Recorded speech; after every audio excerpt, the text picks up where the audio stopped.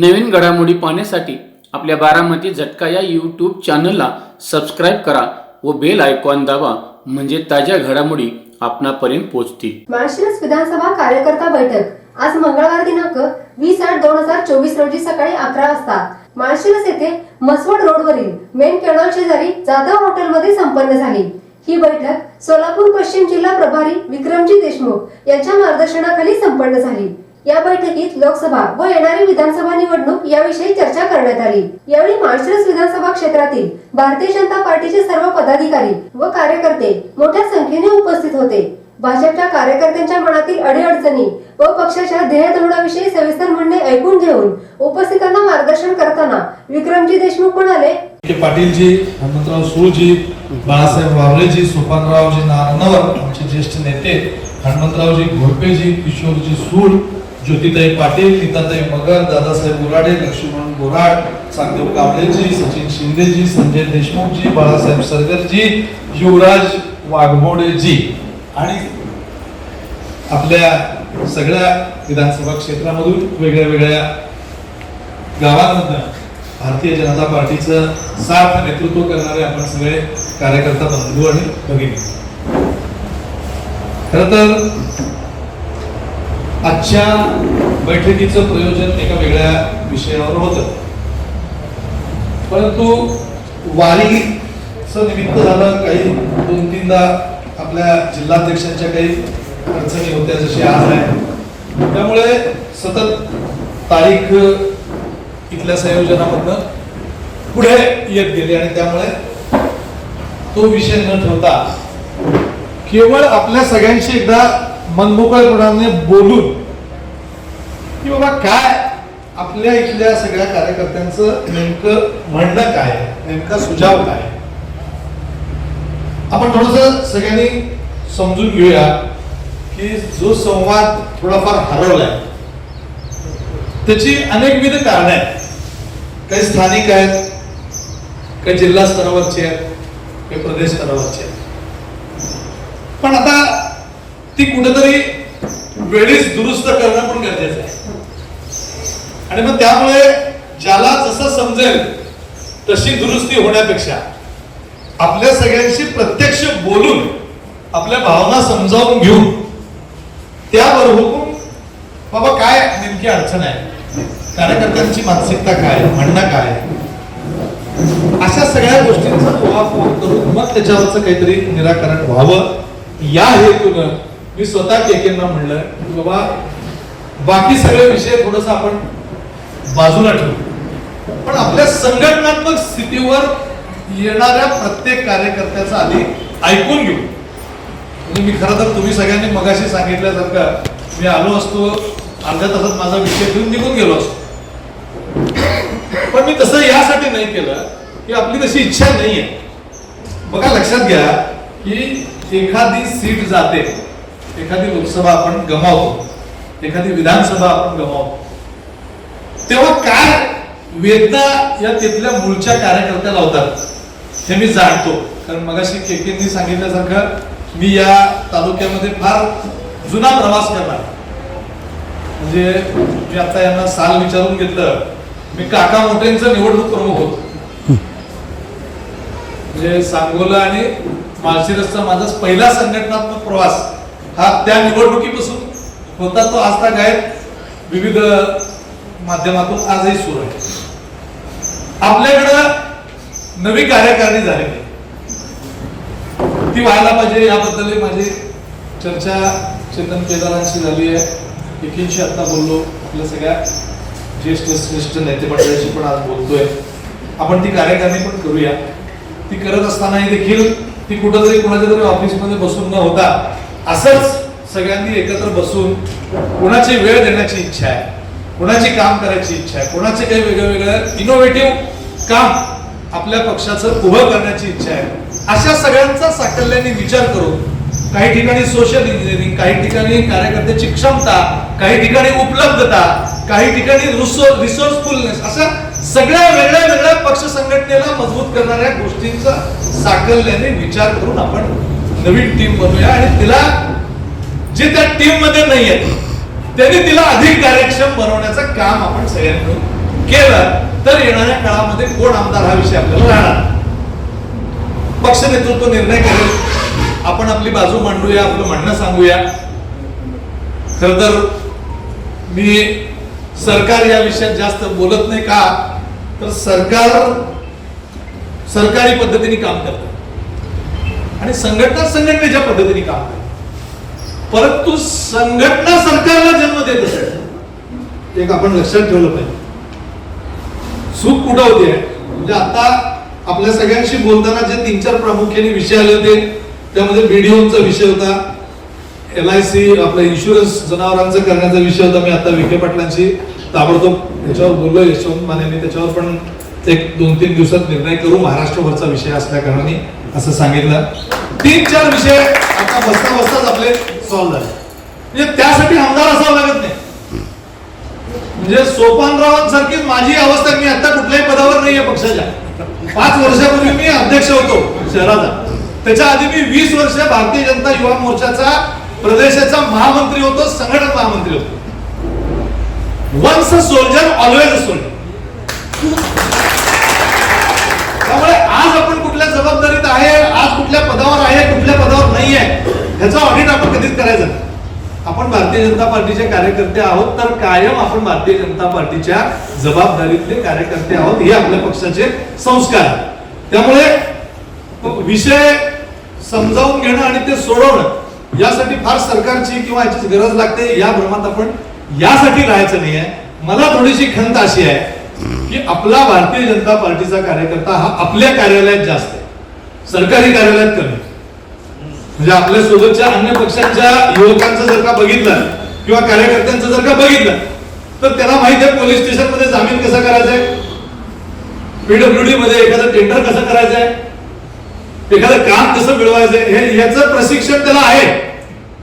पण आपला कार्यकर्ता मात्र पक्षाचं पत्र याची वाट बघतो, प्रशिक्षण शिबिराची वाट बघतो, आपल्याला एखादी गोष्ट अवगत करायची वाट बघतो. मी आज केकेंना थोडंसं धाडसाने बोललो, म्हणलं हे राहू द्या थोडासा बजेटचा विषय. एक तर खूप महिन्यापूर्वीचे दोन्ही राज्य सरकारची आणि केंद्र सरकारची बजेट आहेत, आपण एकदा कार्यकर्त्यांचं बजेट समजावून घेऊ, त्यांची मानसिकता समजावून घेऊ आणि त्यानंतर मोठ्या संख्येने आपण या विषयाकडे जाऊ. कारण शेवटी हे सगळं चालणार आहे ते कार्यकर्त्याच्या मनोबलावर चालणार. आज आपले मंत्री मंत्रालयातला 6वा मजला बघतायत, तो तुमच्या सगळ्यांच्या खांद्यावर बघतायत. याचं भान आपल्या सगळ्या कार्यकर्त्यांनी पण ठेवलं पाहिजे, नेतृत्वाने पण ठेवलं पाहिजे. पण त्याचं मोठं भान आपण का ठेवलं पाहिजे, तर आपण त्याचे निर्माते आहोत. मी मगाशी सांगितलं की संघटना सरकारला जन्म देते, त्यामुळे आपण ज्यांना जन्म दिलाय त्यांच्या समोर आपण कसं वागायला पाहिजे ह्याचं भान आपण पण ठेवलं पाहिजे. आपण पण एक परिपक्व कार्यकर्त्याच्या परिवेशात आलं पाहिजे. त्यामुळे येणाऱ्या काळामध्ये ज्या निवडणुकांसाठी लागणाऱ्या सिद्धता आहेत त्याच्यामध्ये टप्प्याटप्प्याने काय करायचं आपण एकदा बसूया, डिटेलमध्ये अगदी बारकाईने बसूया. मागे या लोकसभेमध्ये काही ठिकाणी कार्यकर्त्यांना यंत्रणा मिळाली नाही, बूथवरची सामग्री मिळाली नाही, परिचय पत्रकापासून ते अन्य सगळे रिसोर्सेस उपलब्ध झाले नाही, मला आता कळालं. मी त्याच्याबद्दलही वरती बोलतो, ते पुन्हा असं होऊ नये याची पण चांगली आपण काळजी करू. पण मला पुन्हा एकदा म्हणायचं आहे की याच्यासाठी कुणीतरी बाहेरनं माझ्यासारखा माणूस येईल आणि तो जादीची खांडी फिरवून हे सगळं नीट करेल, या भ्रमामध्ये आपण न राहता आपल्या सगळ्यांमधला परस्पर सहवेदना, आपल्या सगळ्यांमधलं एकमेकांचं बसणं उठणं, विचारांची सहमतीचं राजकारण हे आपल्या जागी होणार आहे. हे सगळे प्रश्न आपण सोडवणार आहे, वर्ण कुणीतरी येऊन सोडवणार आहे, या भ्रमात आपण कृपया राहू नका. कारण महाराष्ट्रातल्या 36 जिल्ह्यांमधला एक आपला जिल्हा, त्यातला हा एक तालुका. त्यामुळे इतका वेळ कुणाला, मी आज ठरवून आलो होतो, आज रात्री 12 वाजता पण मी प्रत्येकाचं ऐकणार, ते घरी जाणार. मी तर केकेंना आणखीन यांना म्हणलं होतं, मग अशी हे गेले आपले काय नाव सरतापे, त्यांना मी म्हणलं होतं की मला एक 15-20 नावं द्या ज्येष्ठ कार्यकर्त्यांची जे आता कुठल्या जबाबदारीत नाही. मी त्यांना घरी जाऊन भेटेन, बोलेन, चर्चा करेन. कसं आहे की आपली बैठक जर का एकदा संपली तर बऱ्याच गोष्टी खुंटतात. त्यामुळे ती पुन्हा एकदा सुरुवात झाली पाहिजे. काय कारण असू द्या ना तर नसू द्या, 10-15 दिवसात आपली बैठक असली पाहिजे. ती वेगळ्या वेगळ्या ठिकाणी करा, एकाच ठिकाणी न घेता तुमचे जे गट आहेत, म्हणजे मी जिल्हा परिषदेचे किंवा पंचायत समितीचे म्हणालो राजकारणातले नाही, तर त्या गटशहा आपण एकदा बसू, त्या त्या ठिकाणी बैठका करू, त्या त्या ठिकाणच्या समस्या जाणून घेऊ. दादांच्या बाबतीत आता सगळ्यांकडनं सुझाव आले. मला कुठेतरी असं वाटतंय की काहीतरी समन्वयाचा अभाव आहे. मी आज दादांची पण बोलणार, आता मी रिक्वेस्ट टाकली यशवंत मानेंना, बोललो पण आहे आपलं यादवना की बाबा मला थोडंसं बोलणं करून द्या. अनेक विषय आहेत पण त्या विषयांची संख्या जास्त आहे, म्हणून त्याला घाबरून आपण ते न सोडता टप्प्याटप्प्याने जेवढे आपल्याला शक्य आहे तेवढे हळूहळू सोडवणूक करणं पाहिजे. कारण आता आपल्या हातात आहेत 2 महिने, जे जनतेच्या रुचीचे विषय आहेत याला प्राधान्य दिलं पाहिजे. आणि त्याच्यात बाबा 100 लोकांचा विषय, 1000 लोकांचा विषय, 5000 लोकांचा विषय, अशा प्राधान्यक्रम एकेका परिसरामधले घेऊन आपण, आणि मला तर खरं तर दादांनी कबूल केलं होतं की मी प्रत्येक तालुक्याच्या ठिकाणी एक दिवसी बैठक करतोय. त्याप्रमाणे मला वाटतं मोहोळ आणखीन सांगोल्यात झाली, आपल्या 2 का राहिल्या मी आज चौकशी करतो. लवकरात लवकर दादांची निवासी बैठक पण मी 100% लावणार, यात काय वाद नाही. त्यामुळे आपण त्याही बैठकीत सगळ्यांनी येऊया, काय आपल्याला म्हणायचंय शांततेने म्हणणं मांडूया. आणि तुम्ही आता सगळ्यांनी, तुम्हाला आता इथनं जाण्यापूर्वी अशी विनंती आहे की जोपर्यंत नवी टीम होत नाही तोपर्यंत एक 10 जणांची कोर कमिटी करा ना. वेगळ्या वेगळ्या परिसरातले प्रमुख, वेगळ्या वेगळ्या समाज घटकांमधले, वेगळ्या वेगळ्या भौगोलिक परिसराचं प्रतिनिधित्व करणारे ज्येष्ठ अशा लोकांची 10 लोकांची टीम करा. आणि त्या म्हणजे कसं होईल की आता तालुका म्हणल्यावर कुणाला बोलायचं इथपासून तयार आहे. प्रोटोकॉल प्रमाणे याला बोलावं का त्याला बोलावं, त्याला बोललं तर अशी सिच्युएशन न होता एक कोर कमिटी करा. आणि मग निधीपासून तर बाकी सगळे निर्णय जे आहेत ते त्यांच्या माध्यमातून त्या कोर कमिटीच्या समोरून, पदाधिकाऱ्यांच्या समोरून, तुमच्या सगळ्यांच्या सहमतीने असं व्हायला चालू झालं तर आपण आपली माग जे काही घालवलेली जागा आहे ती तर आपण परत घेऊ. उलट आणखी एखादी जागा हिसकावून घेण्यामध्ये तुमच्या सगळ्यांचं सहकार्य मला मिळणार आहे, मला खात्री आहे. मी जास्त तुमचा सगळ्यांचा वेळ घेणार नाही, जेवण तयार आहे.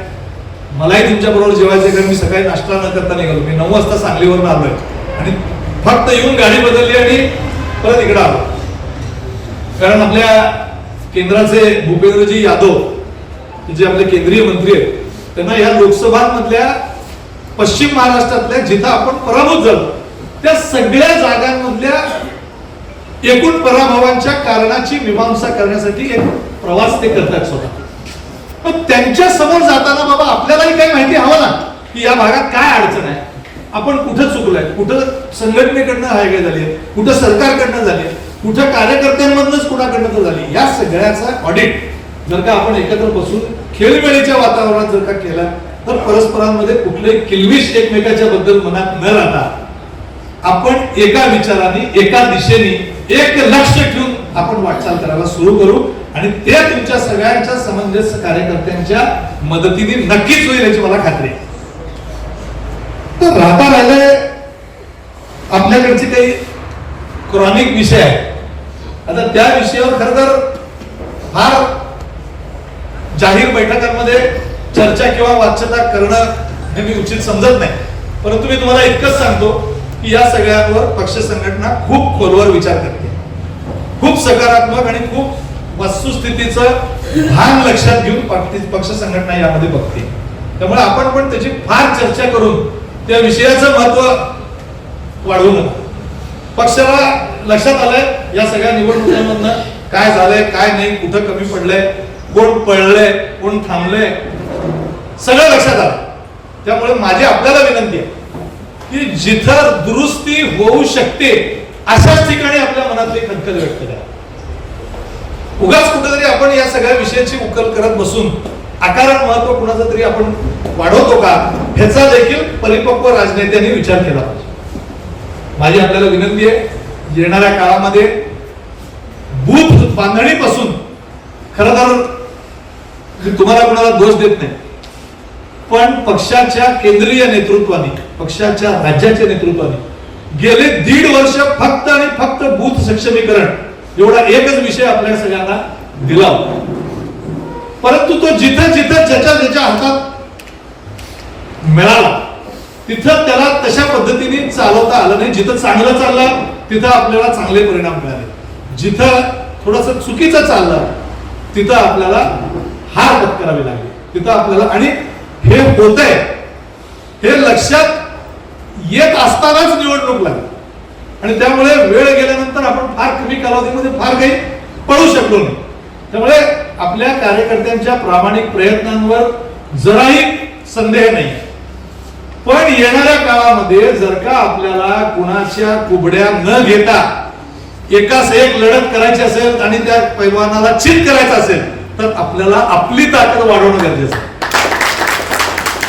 आणि त्यामुळे भले रामभाऊ असतील कुणी तुम्ही सगळेजण ज्यांना म्हणाल ते नेतृत्व काय पक्षाचं देखील इथं काय फार म्हणजे उजवड हवं चॉईस आहे असं काय नाही, तुम्ही म्हणाल ते. कारण शेवटी असं आहे की या ठिकाणी आज आपण ज्या परिस्थितीमध्ये आहोत, खरं तर बघा आज मी येताना जवळपास राज्याच्या अर्थसंकल्पामधल्या आणि केंद्राच्या अर्थसंकल्पामधल्या 150 योजना अशा आणल्या होत्या की ज्या बजेटमध्ये रिफ्लेक्ट झाल्या. म्हणजे महिलांसाठीच तरी मी तुम्हाला सांगतो 68 योजना आहेत केंद्राच्या आणि 72 योजना आहेत राज्य सरकारच्या की ज्याच्यामधलं महिला सबलीकरण आणि महिला सक्षमीकरणामध्ये काहीच शिल्लक ठेवलेलं नाही दोन्ही सरकारांनी. युवकांचं धोरण आहे, शेतकऱ्यांच्या विषयात शेतकऱ्यांच्या विषयामध्ये तर महिलांना ड्रोन चालवायला प्रशिक्षित करणं आणि त्यांना त्या ड्रोनवरची फवारणी, त्यांना हायटेक याच्यामध्ये इंजिनिअरिंग मध्ये वगैरे इतक्या योजना आहेत. त्याचं डिटेलिंग मी सांगत बसलो तर कमीत कमी 3-3.5 तास मी तुम्हाला सांगू शकेन की मोदीजींच्या नेतृत्वातल्या आपल्या केंद्रातल्या सरकारने समाजातला एकही घटक असा ठेवला नाहीये की ज्याच्यासाठी त्यांनी 8 वर्षामध्ये प्रयत्नपूर्वक काही ना काही दिलं. इतकं सगळं चांगलं काम करून जर का आपल्याला चुकीच्या नॅरेटिव्हचा वापर करून परास्त करण्याचं काम आपले विरोधक करत असतील तर मला असं वाटतंय की सगळ्यात आधी कुणी शहाणा व्हायला पाहिजे तर आपण व्हायला पाहिजे. मी माझ्या बाजूच्या जिल्ह्यातल्या लोकसभेचा तुम्हाला अनुभव सांगतो, जिथनं स्वतः रामभाऊ लढले.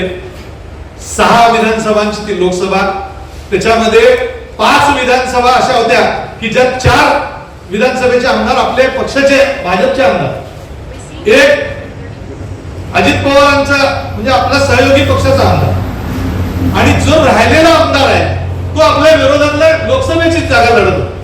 आता तुम्ही मला सांगा आपली इतकी मजबूत परिस्थिती होती, राम मंदिरासारखा चांगला इश्यू होता, आपल्या म्हणजे सैनिकांचं मनोधैर्य वाढण्यासारख्या इतक्या योजना आपण केल्या होत्या.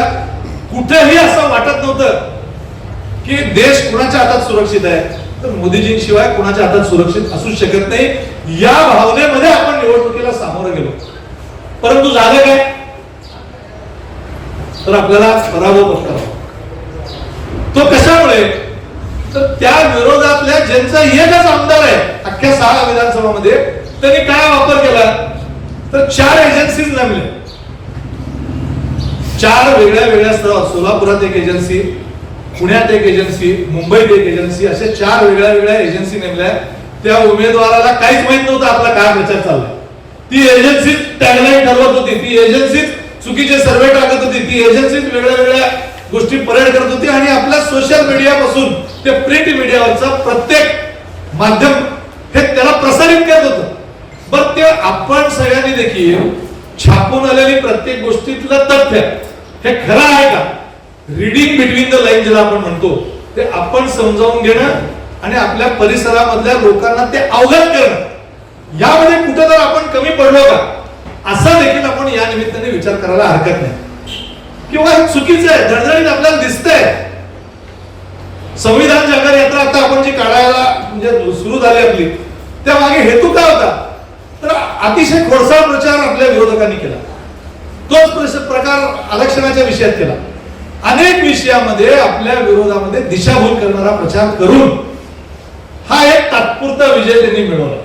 मी तात्पुरता यासाठी म्हणतो की मी फार काही पिक्चर तुम्हाला सांगत नाही, पण मी तुम्हाला खात्रीने सांगतो की हे जे काही दगाबाजी किंवा कपट कारस्थान त्यांनी केलंय येणाऱ्या 2 महिन्यात त्यांना त्याचा हिशोब चुकता करावा लागणार आहे. आपले सगळे कार्यकर्ते आजपासून पायाला भिंगरी लावून या सगळ्या गोष्टीचा शहदिशा सगळ्या जनतेसमोर मांडतील. या सगळ्या अर्थसंकल्पांमधल्या वेगळ्या वेगळ्या योजना समजावून सांगतील. नव्या अर्थसंकल्पाची सकारात्मक मांडणी करतील आणि आपल्या पक्षांतर्गत ज्याही गोष्टी आहेत, ज्याही बाबी आहेत, त्या आपल्या पक्षाच्या भिंतीच्या बाहेर चर्चा न करता सामंजस्याने येणाऱ्या काळामध्ये ही विधानसभा दौलानी पुन्हा एकदा कमळाच्या चिन्हावर आपल्या विधानसभेमध्ये पोहोचवतील एवढा आत्मविश्वास मी आपल्या सगळ्यांच्या साक्षीनं आणि पाठिंब्यानं मी व्यक्त करतो. मला बोलायला आपण संधी दिली आणि इतका उशीर होऊन देखील आपण वाट बघत राहिला आणि शांततेने विचार ऐकून घेतले त्याबद्दल मी संयोजकांचे आणि आपल्या सगळ्यांचे आभार मानतो. जय हिंद, जय महाराष्ट्र. शैक्षणिक, राजकीय, क्रीडा, आरोग्य, कृषी, सहकार अशा अनेक प्रकारच्या चळवळींमध्ये आधारस्तंभ ठरलेला बारामती झटका या वेब पोर्टलचा 6वा वर्धापन दिन साजरा होत आहे. बदलत्या काळानुसार बारामती झटका साप्ताहिकाचे बारामती झटका वेब पोर्टल मध्ये रूपांतर झाले. अल्पावधीतच साता समुद्रापलीकडे पोहोचलेल्या या वेब पोर्टल वाचकांची संख्या 2,25,00,000 गेली आहे. तसेच बारामती झटका युट्यूब चॅनल पाहणाऱ्या प्रेक्षकांची संख्या 1,10,00,000 पर्यंत पोहोचली असून 53,000 सभासदांनी चॅनल सबस्क्राईब केला आहे. आजपर्यंत साप्ताहिक न्यूज पोर्टल व युट्यूब चॅनलला आपण सर्व प्रेक्षकांनी सहकार्य केले त्याबद्दल मनापासून धन्यवाद. बारामती झटका वेब पोर्टलच्या 6व्या वर्धापन दिनानिमित्त आपण आपली वैयक्तिक, संस्थेची, फार्मची तसेच कंपनीची जाहिरात देऊन सहकार्य करावे. आपल्या सहकार्याची आवश्यकता आहे. नवीन तंत्रज्ञानाचा वापर करून ग्रामीण भागातील जनतेपर्यंत पोहोचून जनतेच्या अडीअडचणी सोडवण्याचा प्रयत्न नेहमीच करणार आहे. आतापर्यंत ज्या पद्धतीने सहकार्य केलं तसं सहकार्य इथून पुढेही करत राहाल अशी अपेक्षा. आपला विश्वासू श्रीनिवास शिवाजीराव कदम पाटील. Mobile number 9850 10 49 14 97 66 70 35 14.